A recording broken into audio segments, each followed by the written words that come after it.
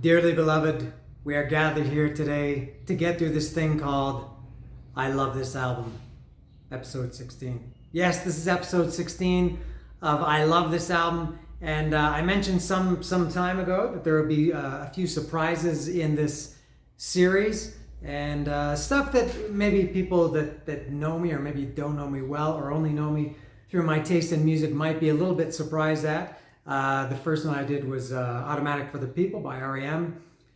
And today I'm going to talk about Prince, Purple Rain. That shouldn't be a surprise that I love this album. I think a lot of people love this album, even people that don't typically like Prince or Prince's style of music. I don't know what kind of music Prince plays. He's kind of rock, kind of pop, funk, soul, R&B, a little bit of jazz. No metal in Prince's repertoire, but he's probably more than anybody else. You can't say anything bad about Prince. Maybe you don't like his music, but the guy is probably the most talented musician to ever exist.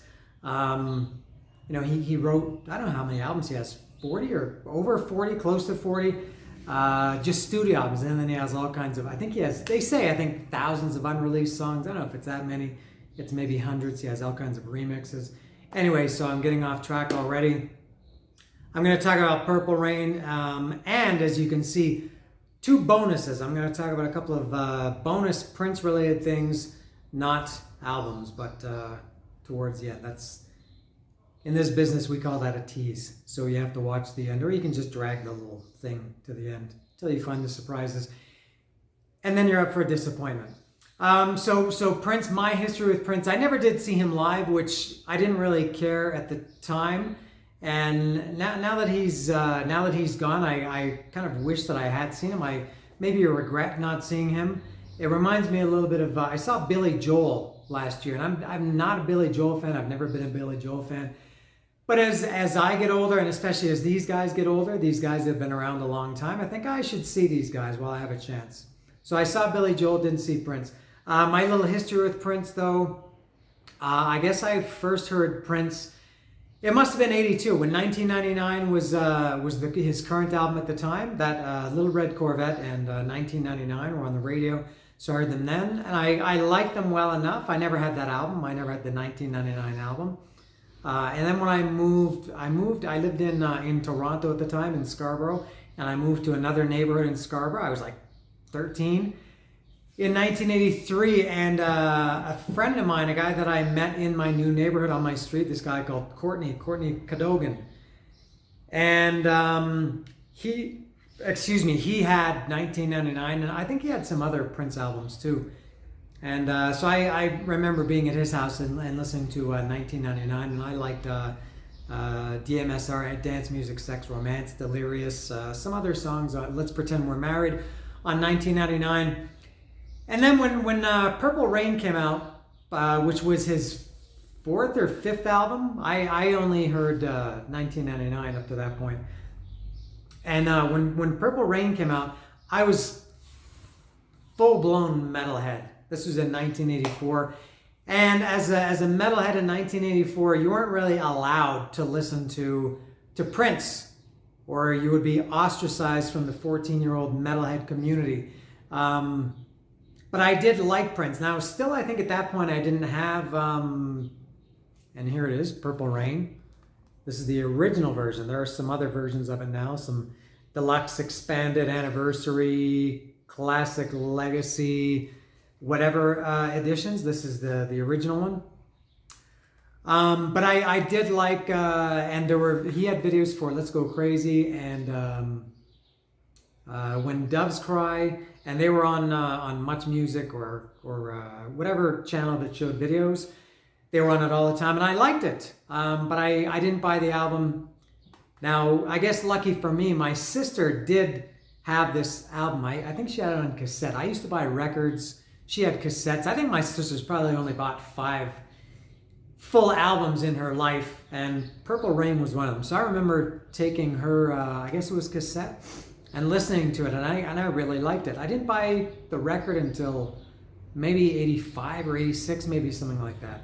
And then the CD, I've mentioned before that I used to write usually the dates All right, I bought Purple Rain on CD on May 3rd, 1990. All right, and yeah, you weren't really. It was one of those. I remember Gary Holt from Exodus, and somebody else from a couple of other guys, maybe from the real thrash metal world, used to kind of say the similar thing about Rat, that they weren't expected and they weren't allowed to like rap, but they secretly loved Warren DeMartini.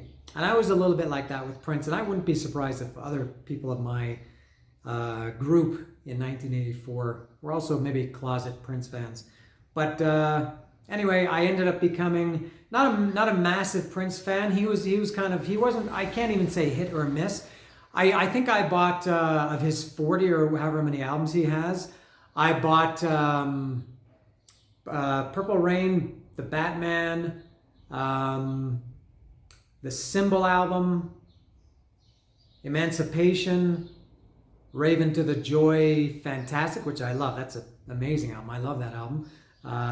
The Rainbow Children, which I never really get into that one. I think that's it. I didn't buy too much because you never, and this was good, but you never knew what to expect with Prince. His music, every album was a little bit different. It was all, I mean, it was unmistakably Prince, but he never really did the same album time and time again.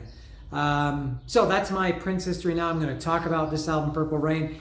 This is a huge album. I'm pretty sure this was a diamond album in the States, which means 10 million or more. Going through this track by track, Let's Go Crazy. That was one. Now the video for that, and if I remember also, there were a couple of live videos that were recorded later in 1985. Prince played Maple Leaf Gardens in Toronto in December 1984. I remember it well. I mean, I remember it almost as if I went to it. I know I didn't, but he played there. It was early or mid-December 1984. He played 2 nights, and I guess some of those clips from those concerts ended up being used, I guess, as promotional clips. I think I saw them. They were on all the time, maybe in 1985 on Much Music and Toronto Rocks. So Let's Go Crazy was the first one that he had that guitar solo at the end. So obviously for me as a metal kid, metalhead, metal guy, whatever you want to call it, headbanger, it was, man, I thought this is Prince. This is rock guitar. He played a wailing. I probably would have in 1984. I was in grade 9. Everything was wailing, not like Waylon Jennings, and not like the action of catching whales, but I guess it was wailing. The adjective. This is a wailing song, and I thought, oh man, that's a wailing guitar solo. And Prince, that was more of a rock song, I think, than Prince was accustomed to. So that was a great one. I love. I'll talk about my favorites on this album. There are quite a few. I love this whole album, obviously. Let's Go Crazy could have been one. If You Don't Like the World You're Living In, Take a Look Around You, At Least You Got Friends, I Called My Old Lady for a Friendly Word. She picked up the phone, dropped it on the floor. Is all I heard. Are we gonna let the elevator break us down? Oh no, let's go crazy. I love that song. Infectious song, that is. The next one, Take Me With You. That could also be my favorite song. That's I don't know if you would call it a duet, or now it would be W/ with Apollonia, who was in, I don't know, I always got confused between Apollonia and Vanity.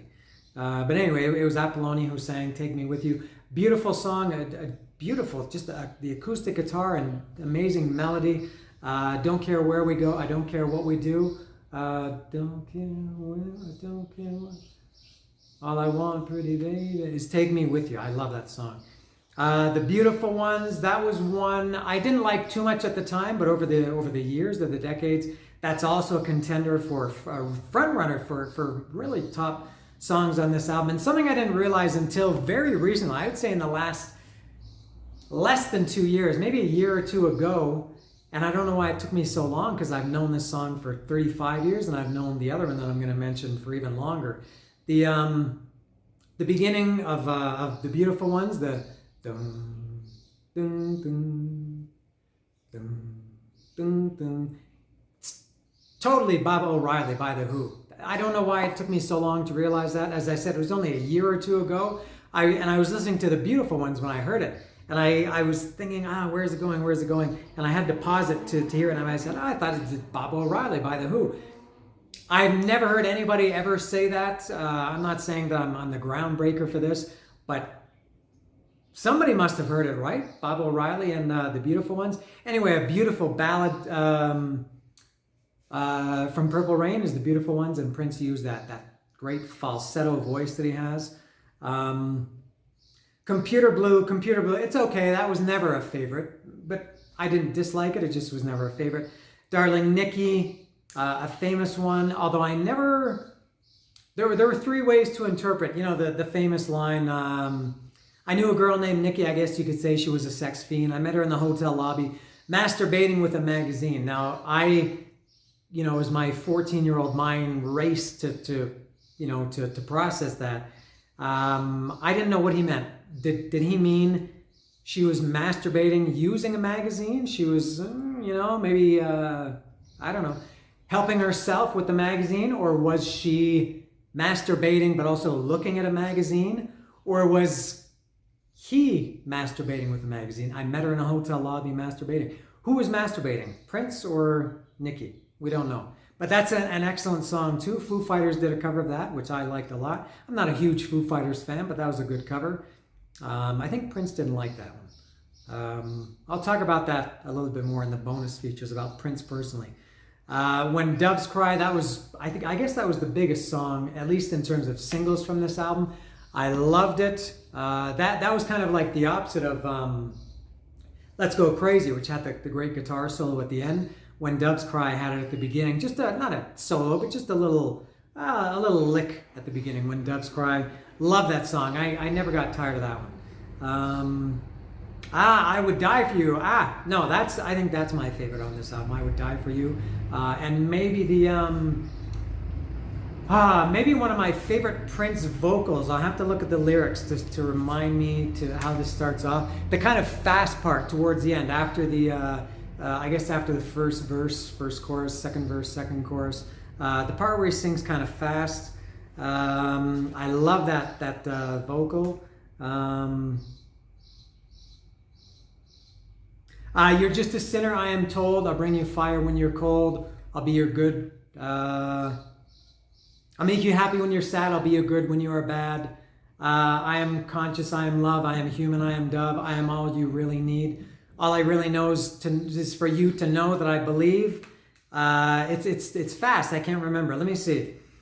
You're just a sinner, I am told. I'll be your fire when you're cold. I'll make you happy when you're sad. I'll make you good when you are bad. I'm not a human. I am a dove. I am your conscious. I am love. All I really need to know is that you believe that I would die for you. I love that song, and I love that vocal part and that lyric. Fantastic. Next song is Baby I'm a Star. That was another one that probably one of only two, that one and Computer Blue, that were never a favorite, although I did like it. And then, of course, the last song is Purple Rain, which I would say it's got to be, man, for a guy with such a huge catalog, it's hard to say one single signature song, but everybody associates Prince with the color purple. And obviously because of Purple Rain, it's one of his, again, I'm not too familiar with his whole catalog, but that song is 8.5 or 9 minutes, 9.5 minutes, 8 minutes, something like that.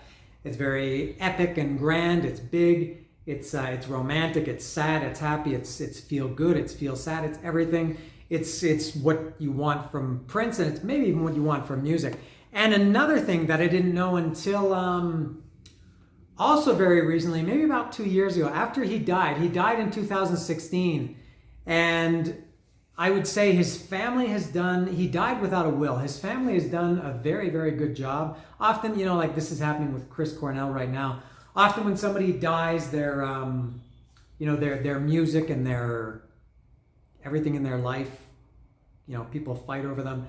And but I think, I don't know who runs Prince's estate now, but whoever it is or whoever they are, they do a very good job with that. Because I think it was some years ago, they released a video version of Prince doing Purple Rain live from, I think, 1983. And what I didn't know until they released that somewhat recently is that live recording was the actual, what I thought for 35 or 40 years, I don't know, from 1984 until a few years ago. I thought that version was the actual studio recording. So the album, the version that's on the album of Purple Rain which I'm fumbling my way through, is actually a live recording. Maybe they did some very, very minor touch-ups to it, but I watched this and and you can hear a little, I think it's after the second verse, you hear somebody, I don't know if it's somebody in the crowd or somebody in the band off mic, they kind of like yell something like just a woo, something like that. And that's in there, and you can see that and you can hear it. So amazing that the Purple Rain studio version on the Purple Rain album was actually a live version. And I guess that shows how good Prince was in his band. Now again, I should say that he called it, this was his first one, he called it Prince and the Revolution. I never referred to any other than that. You know, there's then later Prince and the New Power Generation, and I never cared about any of that. Tom Petty, I don't call him Tom Petty and the Heartbreakers. I don't call him Neil Young and Crazy Horse, Bruce Springsteen and the E Street Band. To me, this guy was just Prince, whether he was the artist formerly known as or the love symbol or whatever. But that's it for Purple Rain. Now, the first of two bonuses. Aren't you excited? I watched Purple Rain recently. I watched it last week. I've been on a real Prince kick. This happens to me every once in a while with certain bands where I really listen to them a lot. And I haven't seen Purple Rain maybe since the late 80s, early 90s. And I remember not liking it. I remember loving the album, but not really liking the movie. I thought, all right, well, it's been a long time since I watched it. So I watched it, and it sucks. Purple Rain, the movie, what a difference between the album. I love the album so much, and the movie is just not very good for, I don't know if I can articulate. It's easier for me sometimes, I think, to talk about things that I like than things that I don't like. But I think in general, bad acting through that whole movie by Prince. Apollonia, I think, was not a good actor. Not in that movie. I don't know if she did anything else. Morris Day, maybe it's bad directing. If it's everybody, maybe it was bad directing. So just bad acting. And also it's just, and again, this is not, I don't know if I can articulate, it's just a weird, kind of nothing happens. Apollonia just appears out of nowhere.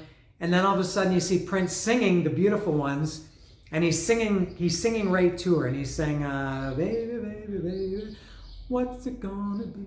And is it him or is it me? Is it him or is it me? And you see Apollonia is crying, and because she's sitting with Morris Day, who was Prince was the kid in the movie, and Prince the kid and Morris Day were rivals, and Apollonia was she didn't know who to pick, and so she's crying, and I thought there's to me there was no emotion there. It's not like they had established in the movie already that there was this love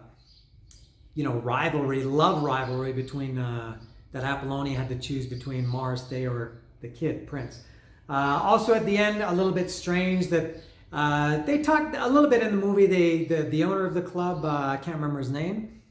They talked a little bit about Prince, I guess not drawing, but to me when I watched the Morris Day sequences with the time and then the Prince sequences, there's really no difference in. Apparently, I guess the movie wants you to believe that Prince in the movie sucked, that nobody cared about his band and nobody liked him, but everybody loved Morris Day in the time, and I never really got that in the movie, at least from the crowds. Maybe it was just the way it was filmed. So then at the end, Prince plays, I guess the last song he did was Purple Rain, and the crowd loved it. He goes off stage, and then he comes back and does, I think I Would Die For You. So that was a little bit strange, and also just not very good dialogue. They had the Abbott and Costello, who's on first thing with Morris Day and Jerome, talking about the password to get rid of the girl, if they were going to get away from the girl or something, about what's the password? Okay, what? No, okay, but what is it? Yes, you're right, what? And it's the password? I can't even do it.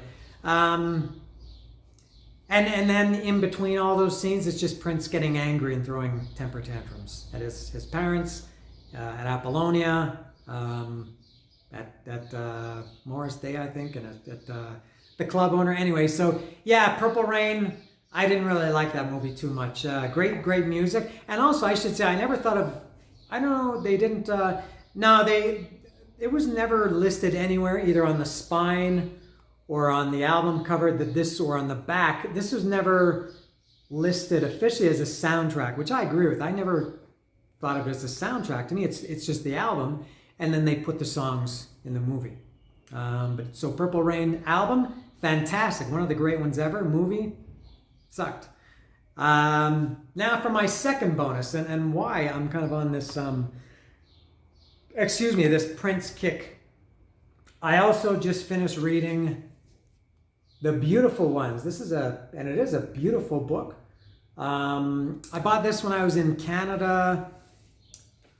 I was there at the end of Christmas 2019 into a little bit of January 2020, so just over a year ago. And just before this pandemic started. And I'm going to make myself sound very intelligent. When you talk about music, you sound like you're a dumb guy, but when you talk about books, all of a sudden you're a scholar. But I do love reading books, but here in Mexico, books are hard to come by. In English especially, they're almost impossible to come by. And they're tremendously expensive. When you can find them, they're very, very expensive. But, last year, I guess, and I used to occasionally buy things from Amazon years ago, but they took forever to get here, a month and a half, sometimes 2 months. But now Amazon has stepped it up, and so I can buy more books. But anyway, I bought a bunch of books. I think I bought 13 books when I was in Canada. And I did buy this one. I think I didn't even know this was out, and I saw it, and it's very, very eye-catching. Look at that spine. The cover is very, it feels not embossed, but it has a nice texture to it. So when I read, I can stroke the book. And so I flipped through it. I thought, I didn't even know really what it was. And so I bought it, and I didn't, because I was reading all these other books, I didn't get around to reading it. I finished this a few days ago. I read this probably in about a week, which is pretty quick for me. This book is close to 300 pages, 279 pages.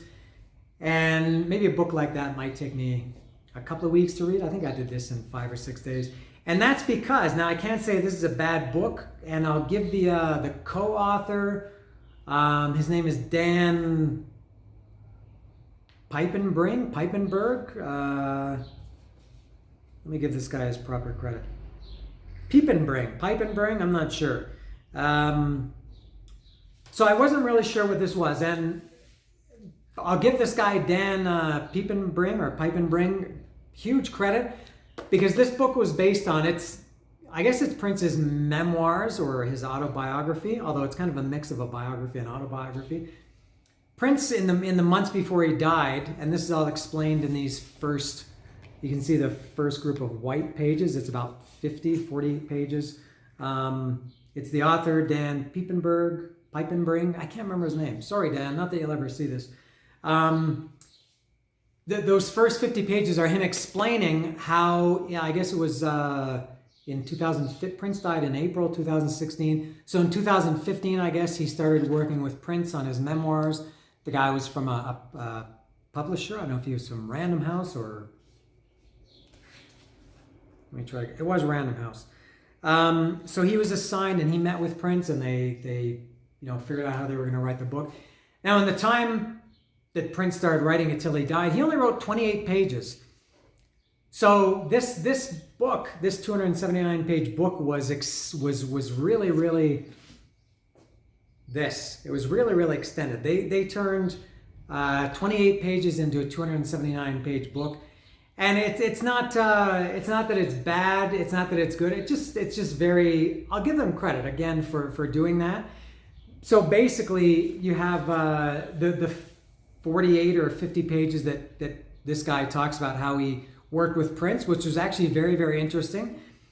And then the actual book, now these are Prince's, and this is kind of cool, but ultimately kind of useless. These are Prince's. He actually wrote this by hand. He didn't type it. He didn't do it on a computer. He actually wrote it, hand wrote it. And so it's Prince's writing scanned onto these pages, 28 pages. And it's pretty much illegible. This guy, Dan, talked about how that it was very difficult for him to read.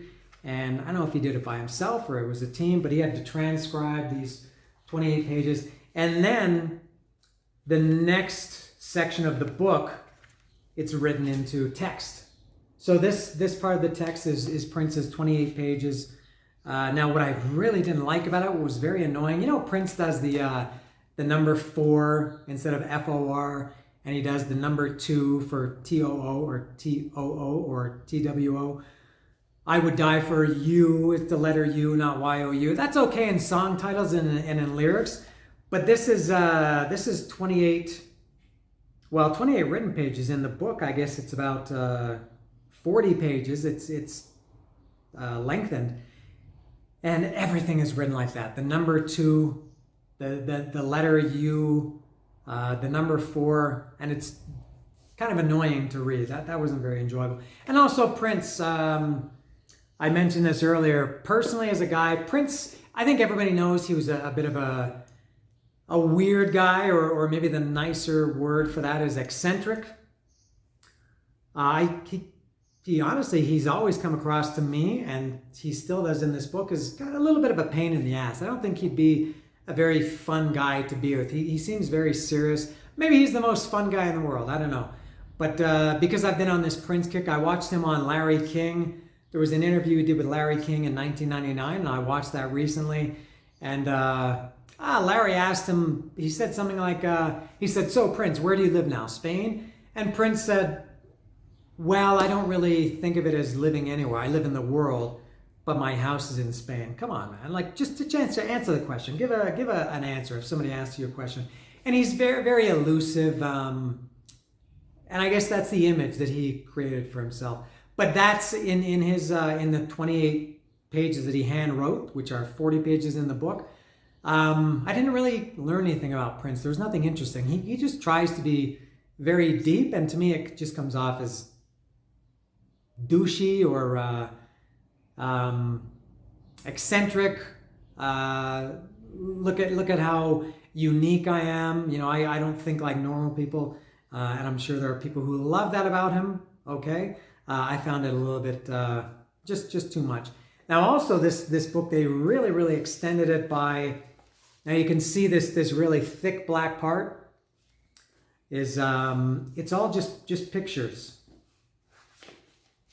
and some are, well, a little bit of album artwork. What else? So things like this. This takes up 2 pages, and then, you know, most books, they would have the captions down here for the pictures, right? They would tell you, you know, what the picture's about, or when it was taken, where it was taken, things like that.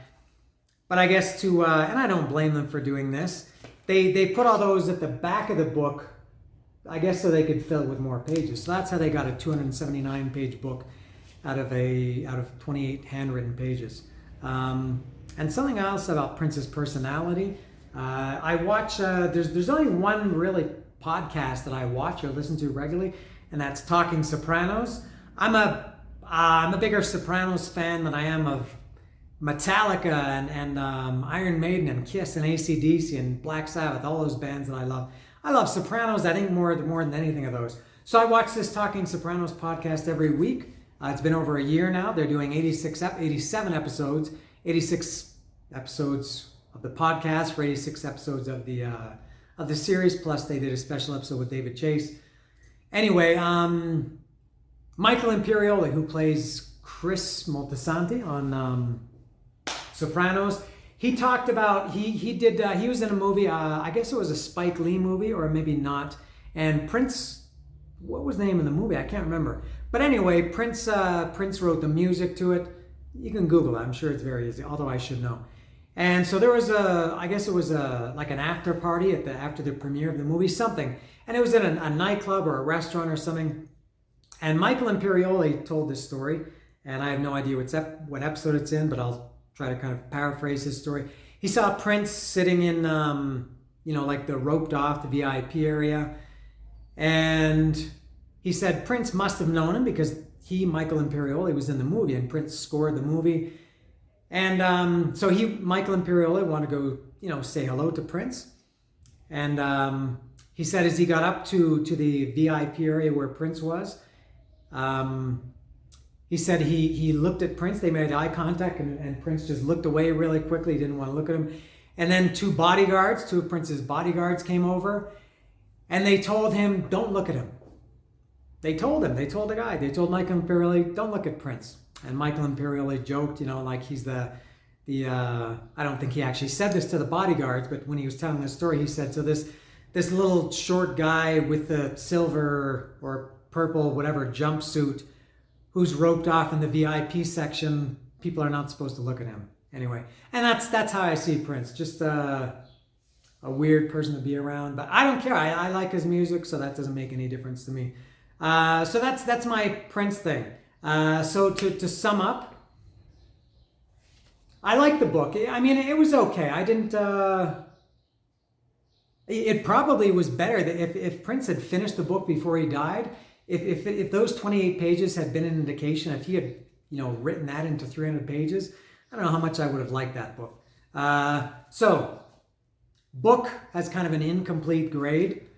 The movie, Purple Rain movie, don't like it. But the album, Purple Rain, I love this album.